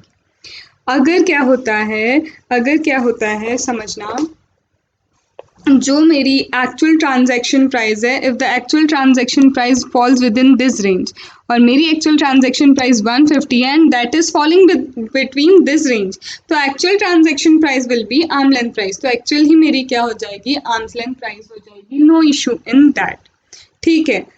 लेकिन अब क्या होता है, if my actual price does not fall in this range, अगर सपोज करो मेरी एक्चुअल प्राइस 150 है, सपोज वो 165 होती या फिर 130 होती, that means it does not fall in this range, वो इस रेंज में फॉल नहीं करती है, तो मुझे क्या करना होगा, मुझे मीडियन लेना होगा। मीडियन कितना, मतलब डेटा सेट में जितने नंबर हैं उनका 50% करना होगा, मीडियन होगा दैट इज 3.5 और उसको राउंड ऑफ करेंगे 4 पे, तो फोर्थ नंबर पे ये जो मेरी वैल्यू है that will be my arms length price, that will be my arm length price. तो इफ आई से कि हमारा क्रोनोलॉजी क्या है इसे सॉल्व करने के लिए, तो फर्स्ट स्टेप में तो हम ये देखेंगे 5 से ज़्यादा ALP है या नहीं, राइट। सेकेंड हम क्या करेंगे, असेंडिंग ऑर्डर में अरेंज करेंगे। थर्ड हम 35% 65% करेंगे। फोर्थ में हम उसे राउंड ऑफ करेंगे हायर लेवल पे। फिफ्थ में चेक करेंगे डेटा सेट के अंदर वो वैल्यू आ रही है जो हमारा एक्चुअल ट्रांजैक्शन प्राइस है, यस है तो यही हमारी एक्चुअल ट्रांजैक्शन प्राइस ही हमारी आर्म लेंथ प्राइस है। अगर नहीं तो हम क्या करेंगे, डेटा सेट में जितना नंबर है उसका मीडियन लेंगे और मीडियन के सामने, मीडियन भी फ्रैक्शन में आएगा तो उसे हायर लेवल पे राउंड ऑफ करेंगे और इसके सामने जो नंबर आएगा, सपोज 5 आया तो 5 के सामने जो आर्म्स लेंथ प्राइस है वही हमारी आर्म्स लेंथ प्राइस हो जाएगी। तो are you getting my point? Yes ma'am. Finally ये हमारा रेंज कॉन्सेप्ट है, this is the range concept. अब ये बात तो क्या हुई, अगर होल नंबर नहीं मिलता तो, if we don't get the whole number, हमें होल नंबर नहीं मिल रहा है तब बात हुई। अब in case we get the whole number, if हम 35% करें या फिर 65% करते हैं, इफ 35% और 65% of numbers in data set give whole number, अगर ये क्या देते हैं, इनका आंसर क्या आता है, होल नंबर आता है। If the numbers in data set give what, if they give whole number, तो उस केस में क्या होगा, तो दैट इज पॉसिबल। सपोज आपके जो होल नंबर है डेटा सेट में ALP नियर अबाउट 20 है, 20 का 30% कितना होगा, 20 का 35% वुड गिव 7, 20 का 65% वुड गिव 13, दैट मीन्स ये क्या है, होल नंबर है।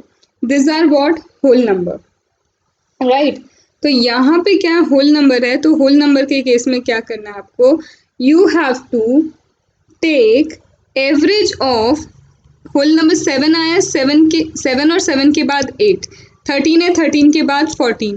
अब यहाँ पे आपको क्या करना होगा, एवरेज लेना होगा 7 पे जो वैल्यू लिखी है, 8 पे जो वैल्यू लिखी है।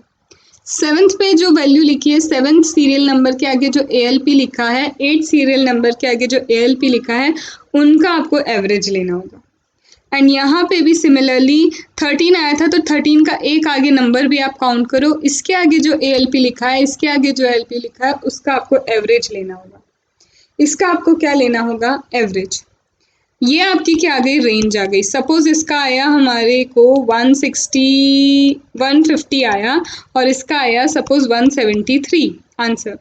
अब हमारा एक्चुअल ट्रांजैक्शन प्राइस, इसको मैं और थोड़ा छोटा कर देती हूँ, 140 कर देती हूँ।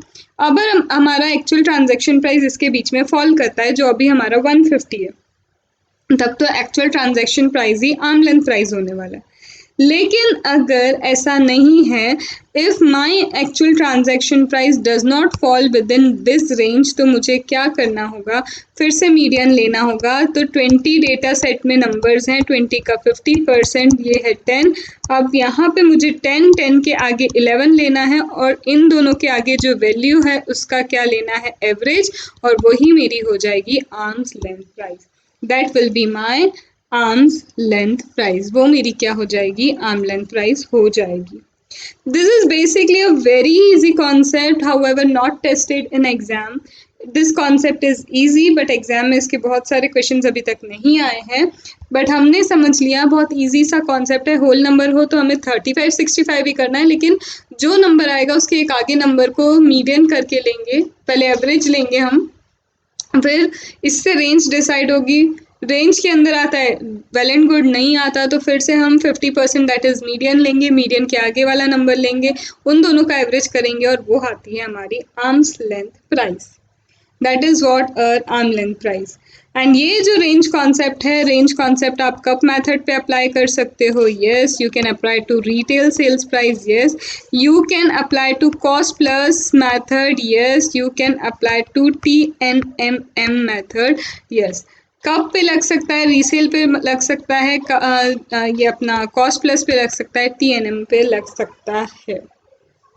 सिर्फ यहाँ पे आपको ध्यान रखना है इन चारों पे क्या कर सकते हो आप, रेंज कॉन्सेप्ट अप्लाई कर सकते हो। हाँ, अदर मेथड कुछ प्रिस्क्राइब्ड है तो उसका नहीं पता उस पर लगा पाएंगे या नहीं लगा पाएंगे, बट यहाँ तक आई थिंक आपको चीज़ें समझ में आई। Now just a small and a last concept, यहाँ पे ये जो हमने रेंज कॉन्सेप्ट देखा, we have taken only for 1 year. हमने ये अज्यूम किया कि हमारे पास डेटा सिर्फ 1 ईयर का होगा, बट इन एक्चुअल आपके पास ज़रूरी नहीं है डेटा सिर्फ 1 ईयर का हो। In reality it's not possible कि 1 ईयर का डेटा हो, मल्टीपल ईयर का डेटा भी दिया जा सकता है। सो अगर रेंज कॉन्सेप्ट में if multiple year data is given, if multiple year data given, अगर मल्टीपल ईयर डेटा आपको दिया है तो आप क्या करेंगे, you will take weighted average of multiple year data. आप क्या करेंगे, you will take weighted average, you will do what, you will take weighted average of multiple year data। ठीक है, इन केस यहाँ पे मल्टीपल ईयर का मतलब है एटलीस्ट 3 ईयर्स, एटलीस्ट कितने, 3 ईयर्स, लास्ट 2 ईयर और करंट ईयर, और 3 ईयर में क्या होगा, लास्ट 2 ईयर आएगा प्लस करंट ईयर आएगा। तो आपको यहाँ मल्टीपल ईयर का एवरेज लेना होगा, उसके डेटा का एवरेज लेना होगा। कैसे डेटा वेटेड एवरेज लोगे, ग्रॉस प्रॉफिट 3 ईयर्स का, अगर 3 ईयर्स अवेलेबल है तो 3 ईयर, 2 ईयर अवेलेबल है तो 2 ईयर। देन सेल्स 3 ईयर की, 3 ईयर अवेलेबल है डेटा तो 3 ईयर, अदरवाइज 2 ईयर्स का अवेलेबल है तो 2 ईयर, 1 ईयर का अवेलेबल है तो फिर तो आपको डायरेक्टली पता है कि वेटेड एवरेज होगा ही नहीं। तो यहाँ पे हमने ग्रॉस प्रॉफिट और सेल्स का क्या किया, वेटेड जीपी निकाला। हमने क्या किया, वेटेड जीपी निकालना है तो हमने वेटेड जीपी निकाल लिया। अब इस वेटेड जीपी को आप क्या करेंगे, असेंडिंग ऑर्डर में अरेंज करेंगे। This weighted GP would be arranged in ascending order, ascending order में अरेंज करके वही 35%, वही 65%, सेम प्रोसेस जो हमने अभी डिस्कस की थी वही फॉलो हो जाएगी। If more than 1 year data is given, तो मल्टीपल ईयर के डेटा गिवन है, 1 2 3 डेटा गिवन है, तो सबकी ग्रॉस प्रॉफिट मार्जिन का टोटल करो, जितना भी 1 ईयर 2 ईयर 3 ईयर है। सपोज यहाँ ग्रॉस प्रॉफिट मार्जिन 2 करोड़ दिया है, यहाँ पे 3 करोड़ दिया है, यहाँ 5 करोड़ दिया है, सबसे पहले इनका टोटल करो, दैट गिव्स 10 करोड़। सेल्स का ऐसे ही दिया होगा, सपोज सेल्स निकलता है हमारा कितना, 20 करोड़। ठीक है, तो इसका आप क्या निकाल लिया, इस तरह से आपने क्या किया, सबसे पहले जीपी परसेंट निकाला। ठीक है, ऐसे फर्स्ट ईयर आपने क्या कर दिया, यहाँ पे जीपी परसेंट निकाल दिया, वेटेड एवरेज निकाल दिया जीपी का। तीनों साल का क्या कर दिया, वेटेड एवरेज जीपी का निकाल दिया। ऐसे आपको क्या करना है, हर साल, एक मिनट क्या कर लिया, वेटेड एवरेज जीपी निकाल लिया। अब जितना ये जीपी निकला है, इसको मैं थोड़ा सा क्लीन उसमें कर देती हूँ, ये 1 2 3 A B C D E. ठीक है, यहाँ सबका आपको क्या मिलेगा, जीपी एंड सेल्स आपको मिलता जाएगा। आपको क्या करना है, फर्स्ट ईयर का ए का जीपी परसेंट, बी का जीपी परसेंट, सी का जीपी परसेंट, डी का, ई का, इन सब का क्या किया आपने, टोटल किया, टोटल करके आपने वेटेड एवरेज जीपी इन सब का निकाल लिया, वो सारा यहाँ पे आ गया वेटेड एवरेज जीपी। अब आप ये जो जीपी है इसको असेंडिंग ऑर्डर में क्या करोगे, अरेंज करोगे, इस जीपी को असेंडिंग ऑर्डर में अरेंज करके 35% 65% का रूल आप एप्लीकेबल करेंगे। सपोज कीजिए नेक्स्ट ईयर आया, नेक्स्ट ईयर में सी से ट्रांजैक्शन बंद हो गया, तो नेक्स्ट ईयर में सी का डेटा हट जाएगा। कोई नया आ गया है ऐसे सेम ट्रांजैक्शन करने में, लेट से जी आ गया, एफ आ गया, तो वहाँ पे क्या होगा, वो इंट्रोड्यूस हो जाएगा। तो this is all about range concept and I hope आपको समझ में आया होगा कि ये देखो टेस्टेड नहीं है, अभी तक एग्जाम में इसकी कोई क्वेश्चन नहीं आया, बट वी कांट स्किप, तो हमने एक एक चीज़ एक बार कवर अप कर ली है। एंड इफ़ यू वांट तो इसका एक क्वेश्चन में वैसे तो आप अगर स्टडी मैट देखेंगे तो स्टडी मैट में इजीली आपको समझ में आ जाएगा, तो अगर रिक्वेस्ट करोगे तो इसका एक क्वेश्चन मैं बता दूंगी, स्टडी मटेरियल का ही होने वाला है वो। तो यहाँ पे हमारा ट्रांसफर प्राइसिंग कवर अप होता है, and if you have any sort of doubt you can ask me through the comment. And पढ़ो, अच्छे से पढ़ो, पॉजिटिव रहो, क्यूमुलेटिव रिविजन करो, समरी नोट्स बनाओ और जितना हो सके प्रैक्टिस करो, और बाकी की चीज़ों पे कम ही ध्यान दो कि क्या होना है क्या नहीं होना, पोस्टपोन ये वो सारी चीज़ें थोड़ा सा टाइम के लिए बंद करो।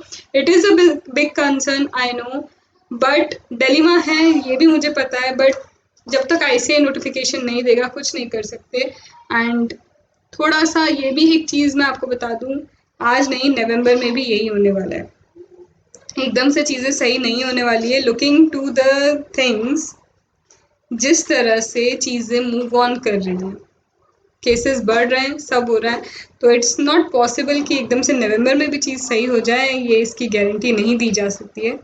सो बेसिकली आप अपने हिसाब से चीज़ें कीजिए, what you feel is good for you, but don't put your life at stake, that is what I would say again and again.